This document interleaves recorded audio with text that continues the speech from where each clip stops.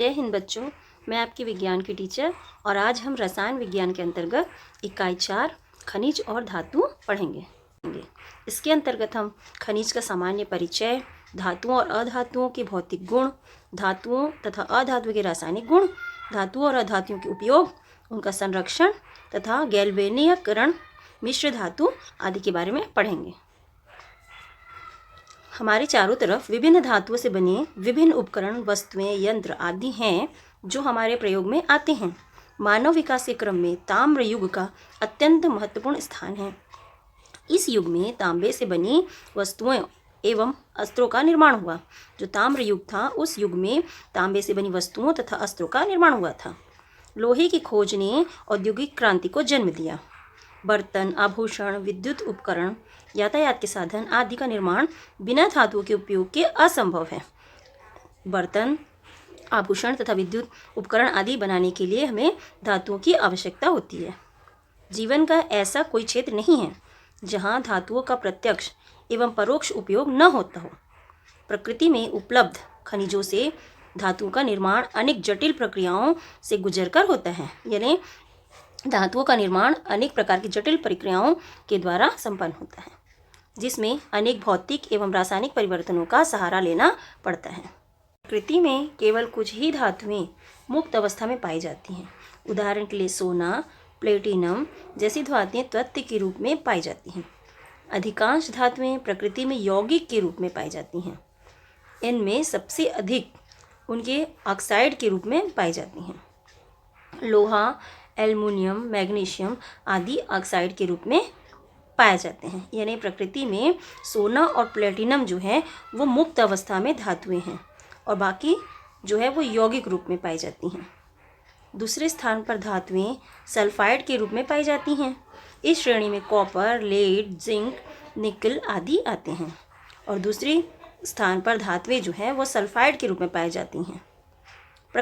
प्रकृति में सिलिकेट के रूप में खनिज बहुलता से पाए जाते हैं, किंतु सिलिकेट से धातुओं का निष्कर्षण कठिन होता है। प्रकृति में सिलिकेट जो है वो खनिज रूप में पाया जाता है, बहुत मात्रा में पाया जाता है, किंतु उसे धातु का निष्कर्षण करना कठिन होता है और इस पर खर्च भी अधिक होता है। पहला पॉइंट है खनिज प्राकृतिक पदार्थ के रूप में। हम फल, सब्जी आदि को काटने हेतु चाकू या लकड़ी काटने के लिए कुल्हाड़ी का उपयोग करते हैं। जैसा कि हम जानते हैं कि चाकू और कुल्हाड़ी लोहे से बने होते हैं, इसी प्रकार घरों में बिजली आपूर्ति हेतु तार तांबे का बना होता है। क्या आपने कभी सोचा है कि लोहा और तांबा आदि कहाँ से प्राप्त होता है? ये खनिज पदार्थ पृथ्वी की भूपर्पट्टी से प्राप्त होते हैं। पृथ्वी के भूपर्पट्टी का निर्माण विभिन्न प्रकार के तत्वों और यौगिकों से हुआ है। भूपर्पट्टी में प्राकृतिक रूप से पाए जाने वाले अकार्बनिक तत्व तथा यौगिक को खनिज कहते हैं। पृथ्वी की भूपर्पट्टी में प्राकृतिक रूप से पाए जाने वाले अकार्बनिक तत्व तथा यौगिकों को खनिज कहते हैं, जैसे क्वार्ट्ज, माइका, हेमाटाइट, बॉक्साइट आदि। इसमें इनके अतिरिक्त और भी बहुत से खनिज प्रकृति में पाए जाते हैं।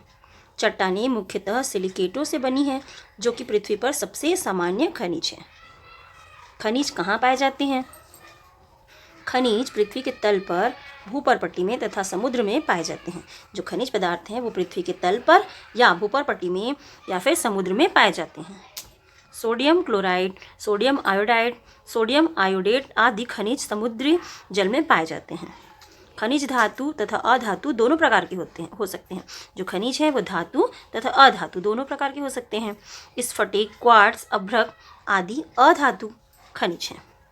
खनिज धातु व अधातु तत्वों के यौगिक भी हो सकते हैं। जो खनिज है वो धातु तथा अधातु तत्वों के यौगिक भी हो सकते हैं। जैसे ऑक्साइड नामक खनिज एल्युमिनियम तथा ऑक्सीजन का यौगिक है।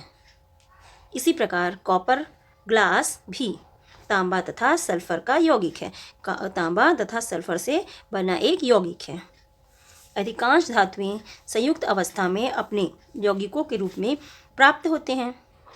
प्रकृति में केवल कुछ ही धातुएं मुक्त अवस्था में पाई जाती हैं। उदाहरण के लिए सोना तथा प्लेटिनम जैसी धातुएं तत्व के रूप में पाई जाती हैं। प्रकृति में कुछ धातुएं हैं जो मुक्त अवस्था में पाई जाती हैं, जैसे सोना और प्लेटिनम। अन्य अधिकांश धातुएं प्रकृति में यौगिकों के रूप में पाई जाती हैं। एल्युमिनियम, लोहा और मैग्नीज जैसी अनेक धातुएं ऑक्साइड के रूप में तथा कुछ धातुएं सल्फाइड तथा कार्बोनेट के रूप में पाई जाती हैं। है अयस्क। लगभग सभी चट्टानों में कुछ न कुछ मात्रा में घनित धात्विक खनिज पाए जाते हैं। सभी चट्टानों में कुछ न कुछ मात्रा में धात्विक खनिज पाए जाते हैं, परंतु कुछ में धातु की मात्रा इतनी कम होती है कि उससे धातु को निष्कर्षित करना या उससे निकालना कठिन और बहुत महंगा पड़ता है। यदि खनिज में धातु की मात्रा अधिक होती है तो उससे धातु का निष्कर्षण सरल और लाभकर होता है। ऐसे खनिज जिनसे धातु का निष्कर्षण अधिक मात्रा में सरलता से एवं कम लागत में होता है उसे अयस्क कहते हैं। अर्थात ऐसे धातु का निष्कर्षण जिसे अधिक मात्रा में सरलता से और कम लागत में हो जाता है उसे अयस्क कहते हैं। इस प्रकार हम कह सकते हैं कि सभी अयस्क खनिज होते हैं, परंतु सभी खनिज अयस्क नहीं होते। धात्विक खनिज किन किन रूपों में पाए जाते हैं? तो धात्विक खनिज जो हैं वो अयस्क धातुओं के ऑक्साइड, सल्फाइड, सल्फेट तथा कार्बोनेट के रूप में पाए जाते हैं। अधिकांश अयस्कों में केवल एक ही धातु भारत में खनिज की उपलब्धता। हम लोहा, तांबा, चांदी तथा अन्य कई धातुओं से बनी वस्तुओं का उपयोग अपने दैनिक जीवन में करते हैं। हमारे देश में लोहा, तांबा, सोना, एल्युमिनियम आदि अनेक धातुएं पृथ्वी की भूपर्पटी में उपस्थित खनिजों से प्राप्त की जा सकती हैं। कुछ धातुएं हमारे देश में उपलब्ध नहीं होती हैं, अतः हम उन धातुओं को अन्य देशों से आयात करते हैं, मतलब अन्य देशों से मंगवाते हैं। आइए अपने देश में पाए जाने वाले खनिजों के बारे में कुछ जानकारी निम्न तालिका से प्राप्त करें। जैसे धातु का नाम है लोहा, लोहा का अयस्क नाम है हेमाटाइट और इसका प्राप्ति स्थान है बिहार, उड़ीसा, मध्य प्रदेश, कर्नाटक, तमिलनाडु और छत्तीसगढ़। इसी तरह अन्य धातुओं के बारे में भी यहाँ दिया गया है। अगला टॉपिक है धातुओं तथा अधातुओं के भौतिक गुण। भौतिक अवस्था। सामान्य ताप पर प्रायः सभी धातुएं ठोस होती हैं, परंतु पारा द्रव होता है। सामान्य ताप पर सभी धातुएं जो है वो ठोस अवस्था में होती हैं, लेकिन पारा जो है वो द्रव अवस्था में होता है। सामान्य ताप पर अधिकांश अधातुएं गैस अवस्था में होती हैं। आयोडीन, कार्बन, सल्फर, सिलिका इत्यादि ठोस के रूप में तथा ब्रोमीन द्रव अवस्था में होती है। टॉपिक है धातु और अधातुओं की कठोरता। सोडियम धातु का टुकड़ा लेकर उसे छन्ना कागज या फिल्टर पेपर से सुखा लें। धातु के टुकड़े को चाकू से काटें तो क्या देखते हैं कि सोडियम धातु का टुकड़ा आसानी से कट जाता है। अब लोहा, कॉपर, जिंक आदि के टुकड़े को चाकू से काटें, तब क्या होगा? धातुएं प्राय कठोर होती हैं, अतः उन्हें काटना अत्यधिक कठिन होता है। सोडियम, पोटेशियम, मैग्नीशियम तथा पारा को छोड़कर अन्य सभी धातुएं कठोर होती हैं। अधिकांश अधातुएं मुलायम होती हैं। कार्बन का अपरूप हीरा सबसे कठोर होता है। कार्बन का जो अपरूप है हीरा वो सबसे कठोर होता है। अगला है चमक। यदि आप धातुओं की सतह को उन्हें काटने के तत्काल बाद देखें तो आप पाएंगे कि वह दिखने में चमकदार होता है। इसे धात्विक चमक कहते हैं।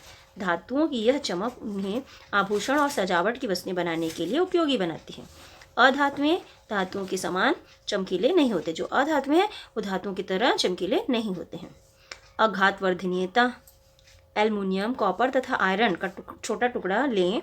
अब उसे हथौड़े से पीटें तो क्या देखते हैं कि हथौड़े से पीटने पर धातु के टुकड़े पहले की अपेक्षा और अधिक चपटे हो जाते हैं। धातुओं को पीटने पर चादरों के रूप में वे परिवर्तित हो जाते हैं। तो परिवर्तित करने के गुण को आघातवर्धनीयता कहते हैं। चांदी तथा सोने में आघातवर्धनीयता का गुण अधिक होता है, जबकि जस्ता कम आघातवर्धनीय है। अधिकांश ठोस अधातुएं पीटने पर भंगुर हो जाती हैं। तन्यता। अगला टॉपिक है तन्यता। धातुओं को खींचकर तार बनाया जा सकता है। धातुओं को तार के रूप में परिवर्तित करने के गुण को तन्यता कहते हैं। मतलब धातुओं को खींचकर, तान कर उसको तार के रूप में परिवर्तित करने के गुण को तन्यता कहते हैं। आपने तांबे, एल्युमिनियम और आयरन के तार देखे होंगे। हमारे घरों में विद्युत संबंधी कार्यों में तांबे तथा एल्युमिनियम के तारों का उपयोग होता है। तार जाली को बनाने के लिए लोहे के तार का प्रयोग किया जाता है। तार जाली जो हम खिड़कियों या दरवाजों में जाली लगाते हैं, तो तार जाली बनाने के लिए हम लोहे के तारों का प्रयोग करते हैं। अधातु के तार नहीं खींचा जा सकता, अधातु के जो तार हैं उन्हें खींचा नहीं जा सकता। कुछ और भी जाने बच्चों। सोने की इतनी पतली चादर बनाई जा सकती है कि 20 लाख चादरों की मोटाई केवल 1 सेंटीमीटर होगी, यानी उससे हम 2 किलोमीटर लंबा तार बना सकते हैं।